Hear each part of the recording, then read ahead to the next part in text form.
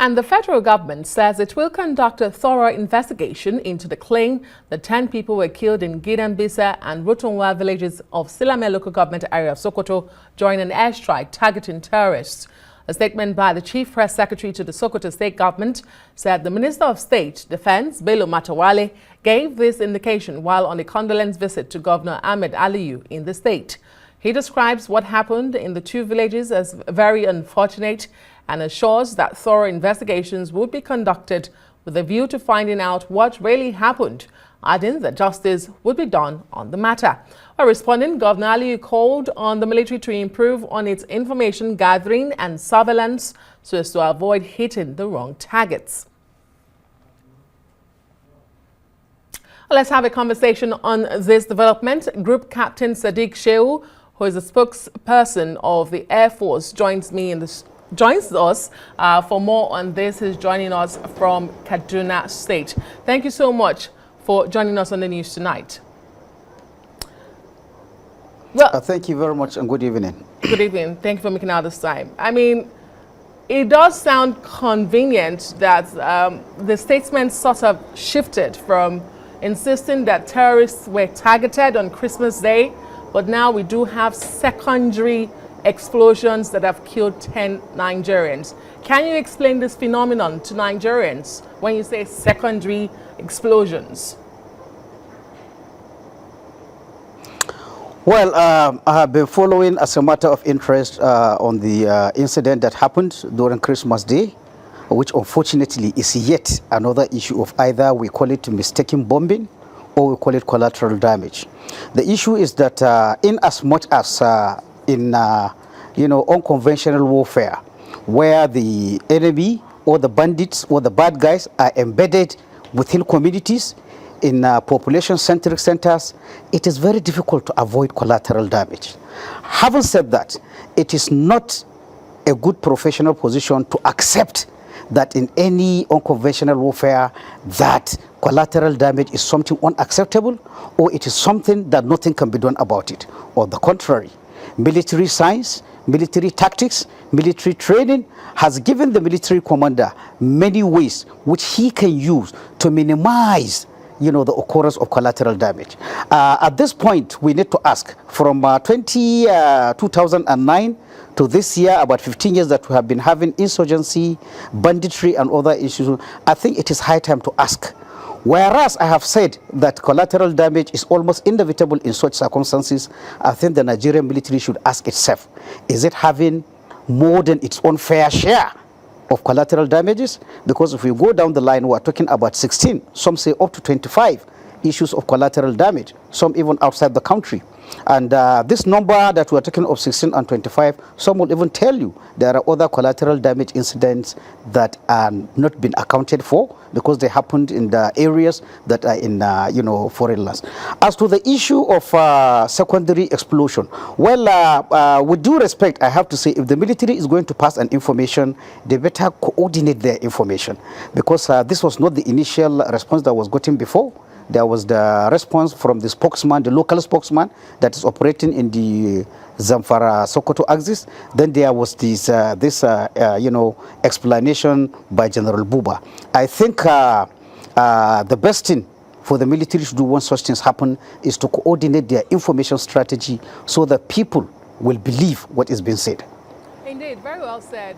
Because the governor of Sokoto State, Governor Aliyu, seems to be insisting that this was as a result of direct strikes on citizens of a state, while the Nigerian military is now insisting it was secondary explosions, even though the federal government says a thorough investigation will be carried out.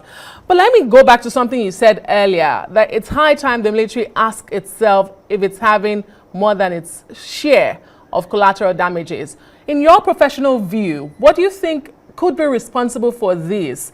It was just about a year ago in December, we had a mistaken drone attack kill 85 Nigerians in Kaduna State. And now we're having what the military is saying is secondary explosions killing 10 people. What is wrong? What is going on? Is it failure of technology? Is it lack of training? What exactly do you think is going on? Well, I will speak generally, not necessarily on this issue. You know, as an expert on targeting or rules of engagement on collateral damage, I will tell you that there are several factors that could lead to collateral damage in an operation. The one that we must hear the military saying, which is also true, is the fact that in unconventional warfare, the people you are looking for are embedded within civilians. This can cause collateral damage. Having said that, there is also the issue of faulty intelligence. In my own candid opinion, most of the collateral damage incidents that happen in Nigeria as a result of poor intelligence. What do I mean by poor intelligence? Just to come and say that there is Lakurawa in village A is not an intelligence yet. It is a raw information. For the person carrying out the attack, he has to confirm that those Lakurawa are actually there. He has to even access what is the source of the information. I hear of credible intelligence. Whether intelligence is credible or not is only after acting on it and it proves to be true that you will say whether it is intelligence. If a source has given you an information, raw information, and you went to find that there are no Lakurawas, indeed that there are villages there, and you strike them, then of course that intelligence is not credible. And even where intelligence is credible as of the time it was given. If you are given, for example, an information about 3 hours ago that Lakura in a particular place, if you do not update that intelligence as of the time you are dropping your bomb, it is a very fluid situation. The Lakura must have left the place, and what you have is bandits. And in any case, when you talk of collateral damage, my own concern is that when you say you attacked a target and it's a valid target, the logical question to ask is, how many Lakurawas did you kill? How many bandits did you kill? If it is found out that after the analysis that we saw in Kudumdiri, like we saw in Iran in 2017, in the final analysis, unfortunately, none of the bandits that were said to be targeted were killed. And all we had were innocent civilians. So in all essence, as a former military man myself, what I will ask the Nigerian military to do,